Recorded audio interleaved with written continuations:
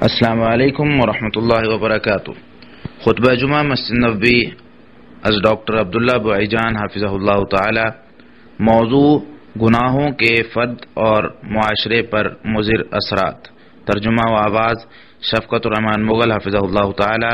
بتاریخ 21 جمادی ثانیہ 1439 9 مارچ 2018۔ یقیناً تمام تعریفیں اللہ کے لیے ہیں، ہم اسی کی حمد بیان کرتے ہیں اور اسی سے مطلب کرتے ہیں، اپنے گناہوں کی بخشش بھی اسی سے مانگتے ہیں، نیز نفسانی و برے اعمال کے شر سے اسی کی پناہ چاہتے ہیں۔ جسے اللہ ہدایت عنایت کر دے اسے کوئی بھی گمراہ نہیں کر سکتا، اور جسے وہ گمراہ کر دے اس کا کوئی بھی رہنما نہیں بن سکتا۔ میں گواہی دیتا ہوں کہ اللہ کے سوا کوئی معبود برحق نہیں اور اس کا کوئی شریک نہیں، اور میں یہ بھی گواہی دیتا ہوں کہ محمد اللہ کے بندے اور اس کے رسول ہیں۔ اللہ تعالیٰ نے آپ کو تمام جہان والوں کے لیے رحمت بنا کر بھیجا۔ اللہ تعالیٰ نے آپ کے ذریعے لوگوں کی شرح صدر فرمائی، ذہنوں کو روشن فرمایا، نابینا آنکھوں کو بینائی، بہرے کانوں کو سماعت، اور پردوں میں پڑے دلوں کو آزاد کر دیا۔ اللہ تعالیٰ آپ پر، آپ کے آل اور صحابہ کرام پر روز قیامت تک ڈھیروں سلامتی اور رحمت نازل فرمائے۔ حمد و صلات کے بعد اللہ کے بندو، اطاعت گزاری حکم کی تعمیل اور اتباع کا نام ہے، جبکہ نافرمانی حکم عدولی اور بدعات پر عمل کرنے کا نام ہے۔ بدترین امور بدعات، خود ساختہ طریقے، نافرمانیاں اور گناہ ہیں۔ ان کی وجہ سے شدید ترین آزمائش شہوت اور شبہات کی وجہ سے آتی ہے۔ اللہ تعالیٰ سے ڈرو اور جس چیز سے روکا ہے اس سے رک جاؤ، اور جس چیز کا حکم دیا ہے اس پر عمل کرو۔ اے ایمان والو، اللہ سے ایسے ڈرو جیسے ڈرنے کا حق ہے، اور تمہیں موت آئے تو صرف اسلام کی حالت میں۔ اللہ کے بندو، اللہ تعالیٰ نے انسان کو پیدا فرمایا، اسے عقل اور زبان عطا کی، اسے شرعی احکام کا مخاطب بنایا اور قوت گویائی سے نوازا۔ اللہ تعالیٰ نے دلائل کے ساتھ رسولوں کو مبعوث کیا اور انہیں کتاب اور میزان بھی عطا کیا۔ اللہ تعالیٰ نے موت اور زندگی کو پیدا کیا تاکہ تمہیں آزمائے کہ کون کارکردگی کے اعتبار سے اچھا ہے۔ اللہ تعالیٰ نے انسان کو رضا الہی کی موجب بننے والی اطاعت کے لیے پیدا کیا ہے، اور ناراضی کا باعث بننے والی نافرمانی سے روکا ہے۔ ذرہ برابر خیر کا عمل کرنے والا بھی اپنا عمل دیکھ لے گا، اور جو ذرہ برابر بدعملی کرے گا وہ بھی اسے دیکھ لے گا۔ اللہ تعالیٰ نے دنیا کو دار عمل اور آزمائش بنا کر اس کے مقدر میں فنا لکھ دی، جبکہ آخرت کو دار حساب اور بدلے کا گھر بنا کر اسے دائمی اور سرمدی بنا دیا ہے۔ چنانچہ جو شخص عمل صالح کرتا ہے تو وہ اپنے لیے، اور جو برا عمل کرے گا تو اس کا وبال بھی اسی پر ہوگا۔ اللہ تعالیٰ نے متقین کے لیے جنتیں بنائیں اور ان کے نیچے نہریں جاری کی، جنتی اس میں ہمیشہ رہیں گے۔ ان جنتوں میں وہ کچھ ہے جو کسی آنکھ نے ابھی تک نہیں دیکھا، ان کے بارے میں کسی کان نے سنا نہیں ہے، اور نہ ہی کسی انسان کے دل میں ان کا خیال تک پیدا ہوا ہے۔ اس کے مقابلے میں کافروں کے لیے جہنم پیدا کی۔ جہنم کسی چیز کو نہیں چھوڑے گی، چمڑی جھلسا کر رکھ دے گی۔ کافر اس میں نہ ختم ہونے والی صدیوں تک رہیں گے، انہیں وہاں ٹھنڈا یا پینے کی کوئی چیز چکھنے کو بھی نہیں ملے گی، صرف گرم کھولتا ہوا پانی اور جہنمیوں کا نچوڑ ملے گا۔ یہ ان کی کارستانیوں کا پورا پورا بدلہ ہوگا۔ اللہ کے بندو، انسان کو شہوت اور شبہات کے ذریعے پرکھا جا رہا ہے۔ انسان خود لذتوں اور آسائشوں میں ڈوبا ہوا ہے، گناہوں اور سیاکاریوں میں ملوث ہے۔ انسان پر اس کے دشمن اور مخالفین مسلط ہیں۔ ان دشمنوں میں سے شیطان انسان کا رقیب اور ازلی دشمن ہے، پھر نفس امارہ انسان کے جسم میں پیوست ہے، اور انسانی اعضاء خود انسان کے خلاف گواہی بھی دیں گے۔ شیطان نے قسم اٹھاتے ہوئے کہا تھا، تیری عزت کی قسم، میں ان سب کو لازماً گمراہ کروں گا ماں سوائے ان کے جو ان میں سے تیرے مخلص بندے ہیں۔ اور نفس امارہ کے بارے میں اللہ تعالیٰ نے فرمایا، بے شک نفس برائی کا بہت زیادہ حکم دینے والا ہے۔ پھر اعضاء کے متعلق فرمایا جس دن ان کی زبانیں، ہاتھ اور پاؤں ان کے کاموں کی گواہی دیں گے جو وہ کرتے رہے ہیں۔ ایک اور مقام پر فرمایا وہ اپنی کھالوں سے کہیں گے، اپنی چمڑی سے کہیں گے تم نے ہمارے خلاف کیوں گواہی دی؟ وہ کہیں گے ہمیں اسی اللہ نے قوت گواہی دے دی جس نے ہر چیز کو گویا دی۔ اس نے تمہیں پہلی بار پیدا کیا اور تم اسی کی طرف لوٹائے جاؤ گے۔ اور گناہ کرتے وقت تم اس بات سے نہیں چھپتے تھے کہ کہیں تمہارے کان، تمہاری آنکھیں اور تمہاری جلدیں ہی تمہارے خلاف گواہی نہ دے دیں، بلکہ تم تو یہ خیال کرتے تھے تم جو کچھ بھی کرتے ہو ان میں سے اکثر باتوں کو اللہ جانتا ہی نہیں ہے۔ چنانچہ شیطان گناہوں اور مہلک کاموں کی ترغیب دلاتا ہے، نفس امارہ برائی اور پاپ کرنے کا حکم دیتا ہے، جبکہ انسانی اعضاء عینی شہادت پیش کریں گے۔ ایسے میں عقل مند وہی ہے جو اپنا محاسبہ کرے اور اسے لگام ڈال کر گناہوں میں ملوث ہونے سے بچ جائے۔ مسلم اقوام، گناہوں میں ملوث ہونا نقصان دہ اور ضرر کا باعث ہے۔ ان کی وجہ سے اللہ تعالیٰ ناراض ہوتا ہے اور یہ عذاب الہی کا موجب بنتے ہیں، نیز یہ اللہ کی پکڑ اور بلائے نازل ہونے کا ذریعہ بھی بنتا ہے۔ اتنی بستیاں ہیں جنہوں نے اپنے پروردگار اس کے رسولوں کے حکم سے سرتابی کی تو ہم نے ان کا بڑا سخت محاسبہ کیا اور انہیں بری طرح سزا دی، چنانچہ انہوں نے اپنے کیے کا وبال چکھ لیا اور ان کے کام کا انجام خسارہ ہی تھا۔ ان کے لیے اللہ تعالیٰ نے سخت عذاب تیار کر رکھا ہے، بس اللہ سے ڈرو اے عقل مند ایمان والو۔ لہذا مسلمانوں کو جتنی بھی آزمائشوں، تکلیفوں، مصیبتوں، دشمنوں کے تسلط، قحط سالی، بیماریوں، آلام اور بلاؤں کا سامنا کرنا پڑتا ہے، یہ سب کچھ گناہوں، سیاہ کاریوں، بدکاریوں اور بداعمالیوں کا ہی نتیجہ ہوتا ہے۔ اللہ تعالیٰ نے عبرت حاصل کرنے والوں کے لیے مثالیں بھی ذکر کی ہیں اور نشانیاں بھی کھول کھول کر بتائی ہیں، تو کوئی ہے نصیحت پکڑنے والا؟ اللہ تعالیٰ نے واضح طور پر بیان فرمایا ہے کہ گناہ اور نافرمانیاں نعمتوں کے زوال اور آفتوں کے نزول کا سب سے بڑا سبب ہے۔ اللہ تعالیٰ کا فرمان ہے، اللہ تعالیٰ نے ایک بستی کی مثال بیان کرتا ہے جو امن و چین سے رہتی تھی اور ہر طرف سے اس کا رزق اسے بفرمانی پہنچ رہا تھا، پھر اس نے اللہ کی نعمتوں کی ناشکری کی تو اللہ نے ان کے کرتوتوں کا مزہ یہ چھکایا کہ ان پر بھوک اور خوف کا عذاب مسلط کر دیا۔ غور کریں کہ مخلوق جس وقت اللہ تعالیٰ کی نافرمانی کرتی ہے تو اللہ تعالیٰ کے ہاں کس قدر بے وقوف ہو جاتی ہے، کس قدر مخلوق اللہ تعالیٰ کے ہاں بے قدر ہو جاتی ہے جب اللہ تعالیٰ کی نافرمانی کرے۔ اللہ کے بندو، گناہوں کے خطرات، خدشات، سیاہ کاریوں کی سزا اور جزا اس وقت انتہائی شدت اختیار کر جاتی ہے جب گناہ معمول بن جائیں اور لوگ اعلانیہ طور پر گناہ کرنے لگیں، سرعام اللہ تعالیٰ کو دعوت مبارزت دیں، حالانکہ حدیث مبارکہ میں واضح ہے ساری امت کو معاف کر دیا جائے گا مسوائے اعلانیہ گناہ کرنے والوں کو۔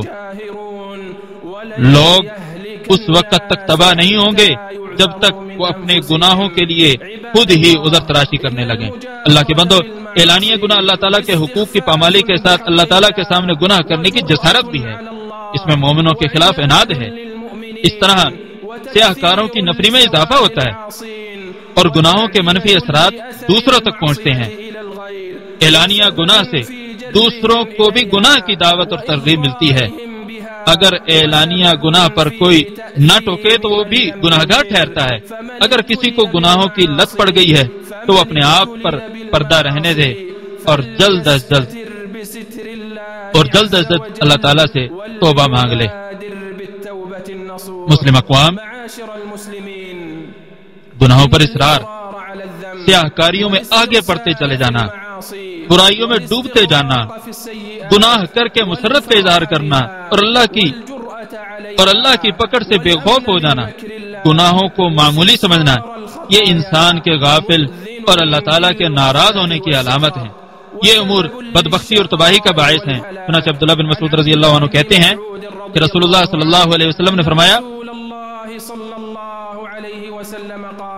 اپنے آپ کو معمولی گناہوں سے بچاؤ، کیونکہ معمولی گناہ انسان کے خلاف جمع ہوتے ہوتے اسے تباہ کر کے رکھ دیتے ہیں۔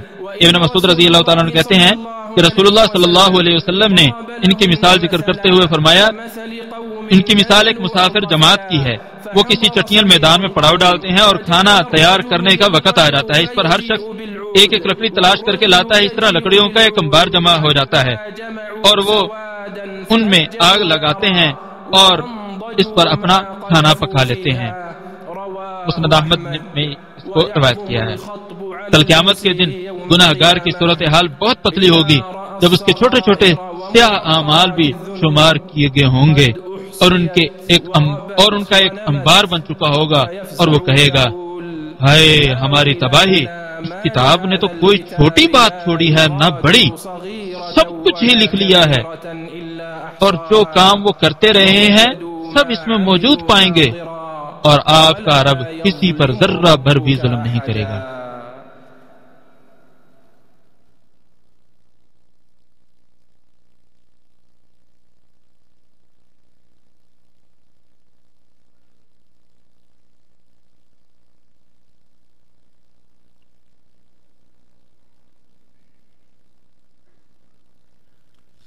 تمام تعریفیں اللہ کے لیے ہیں، وہ گناہوں کو معاف کرتا ہے، ایوب پر پردے رکھتا ہے اور مشکلات دور فرما دیتا ہے۔ وہ رات میں اپنا ہاتھ دن میں گناہ کرنے والے کے لیے پھیلاتا ہے تاکہ وہ توبہ کر لے، اور دن میں اپنا ہاتھ رات میں گناہ کرنے والے کے پھیلاتا ہے تاکہ وہ بھی توبہ کر لے اور باز آ جائے۔ اللہ کے بندو، تقوی الہی اختیار کرو، گناہ مت کرو، نہ ہی گناہوں کو معمولی سمجھو، گناہوں سے یکسر باز آ جاؤ، کیونکہ اس سے بہتر بات کوئی نہیں ہے کہ تم کم سے کم گناہوں کے ساتھ اللہ کے سامنے پیش ہو جاؤ۔ مسلم اقوام، اس وقت گناہوں کے نقصانات بہت سنگین اور دردناک ہوں گے، گناہوں کی سزا اور تکلیف بہت بڑی اور خوفزدہ کر دینے والی ہوگی۔ جب گناہوں کو نیکی سمجھ لیا جائے، لوگ بھی گناہوں کو بطور نیکی قبول کر لیں، کیونکہ ایسے میں کوئی بھی گناہ سے روکنے والا اور نیکی کا حکم دینے والا نہیں ہوتا۔ بنی اسرائیل میں سے جو لوگ کافر ہو گئے، ان پر داؤد اور عیسیٰ بن مریم کی زبان سے لعنت کی گئی، کیونکہ وہ نافرمان ہو گئے تھے اور حد سے آگے نکل گئے تھے، وہ برائی کرنے والوں کو روکتے نہ تھے، ان کا کردار بہت ہی گھٹیا تھا۔ ابوبکر رضی اللہ عنہ کہتے ہیں کہ نبی صلی اللہ علیہ وسلم نے فرمایا، جب لوگ برائی کو دیکھ کر اسے ختم نہ کریں تو عین ممکن ہے کہ اللہ تعالیٰ ان سب کو اپنے عذاب میں مبتلا کر دے۔ نیکی کا حکم اور برائی سے روکنا اللہ کے بندو امت محمدیہ کی خوبیوں میں سے ہے۔ امر بالمعروف اور نہی عن المنکر کا فریضہ عذاب سے بچاؤ کا ذریعہ ہے۔ اس کی وجہ سے دشمنوں اور بیوقوفوں کی چال بازیوں سے تحفظ ملتا ہے۔ اللہ تعالیٰ نے اس فریضے کا حکم دیتے ہوئے فرمایا، اور تم میں سے کچھ لوگ ایسے ہونے چاہیے جو نیکی کی طرف بلاتے رہیں، وہ اچھے کاموں کا حکم دیں اور برے کاموں سے روکتے رہیں، اور ایسے ہی لوگ کامیاب ہونے والے ہیں۔ اے امت محمدیہ، نیکی کا حکم دو اور برائی سے اچھے طریقے سے روکو۔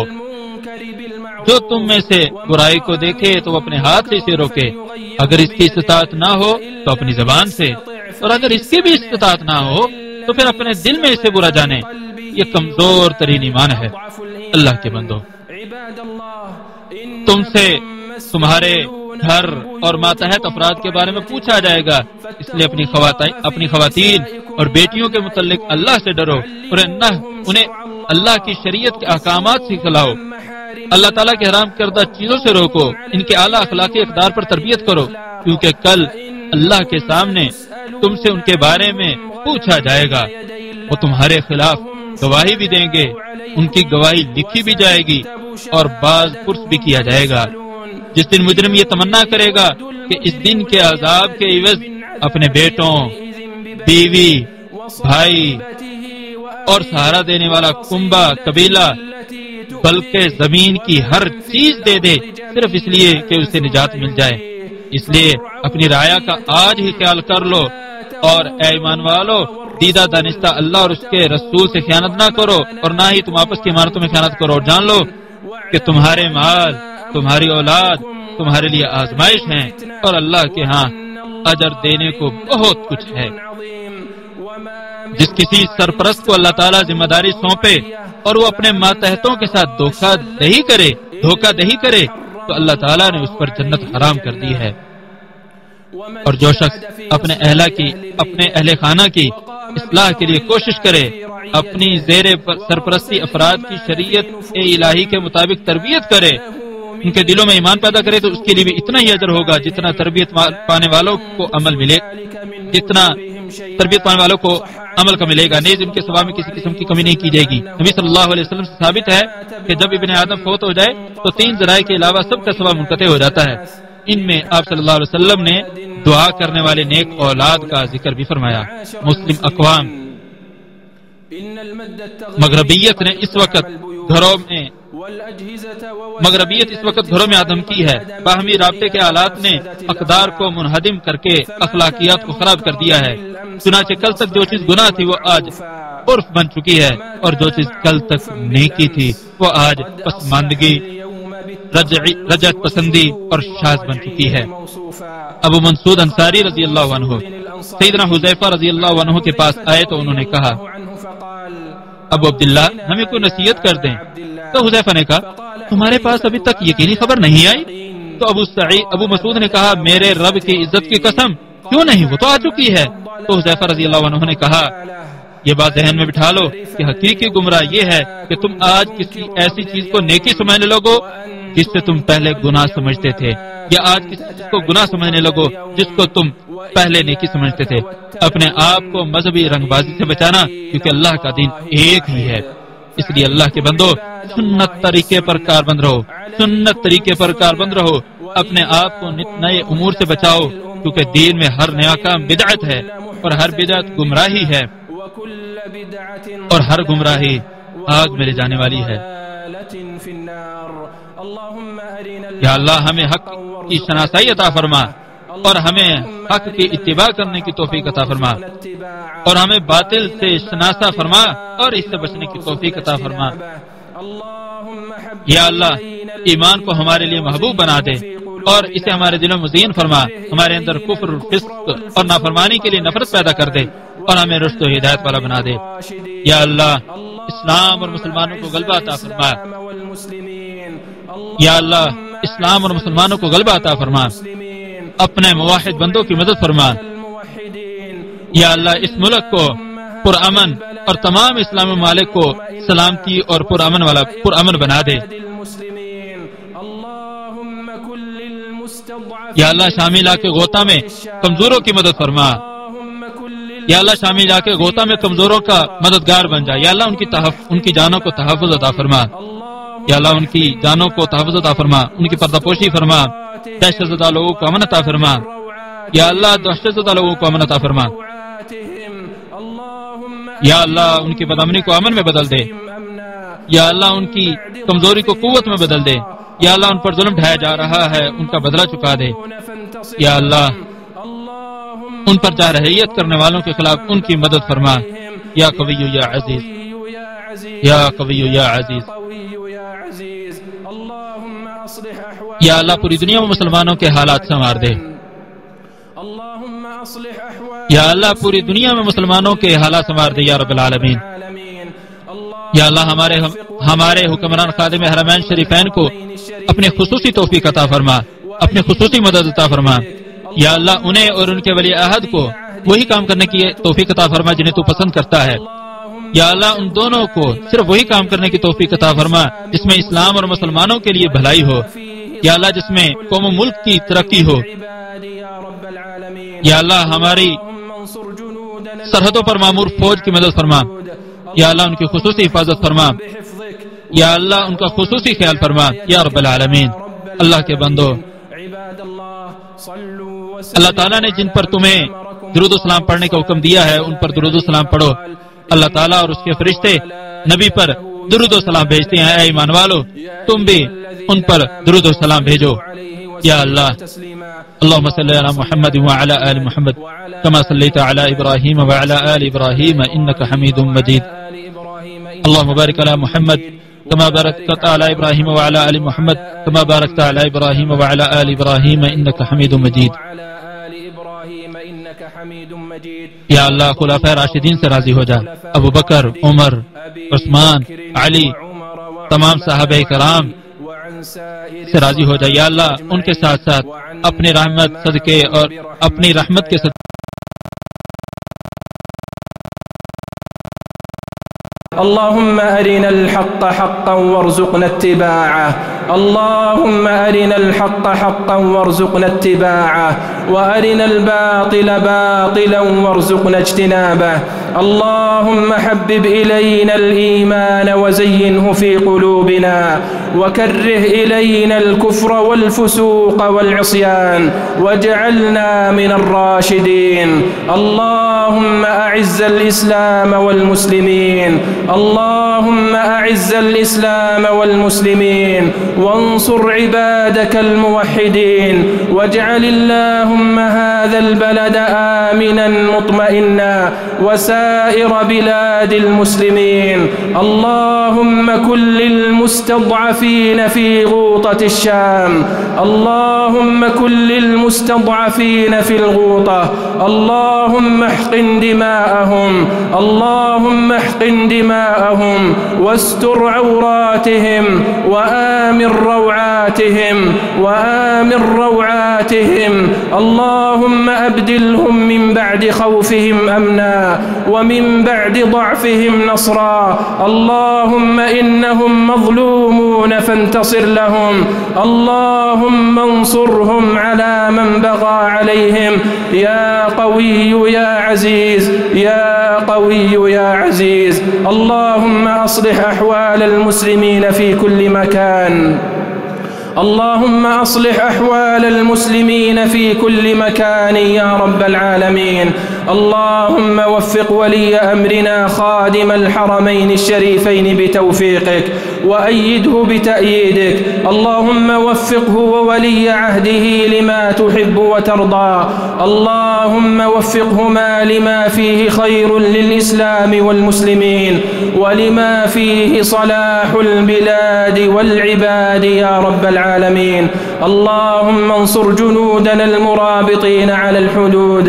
اللهم احفظهم بحفظك، واكلأهم برعايتك يا رب العالمين. عباد الله، صلوا وسلموا على من أمركم الله بالصلاة والسلام عليه فقال: إن الله وملائكته يصلون على النبي يا أيها الذين آمنوا صلوا عليه وسلموا تسليما. اللهم صل على محمد وعلى آل محمد كما صليت على إبراهيم وعلى آل إبراهيم إنك حميد مجيد، وبارك على محمد وعلى آل محمد كما باركت على إبراهيم وعلى آل إبراهيم إنك حميد مجيد. وارض اللهم عن الخلفاء الراشدين أبي بكر وعمر وعثمان وعلي، وعن سائر الصحابة أجمعين، وعنا معهم برحمتك يا أرحم الراحمين.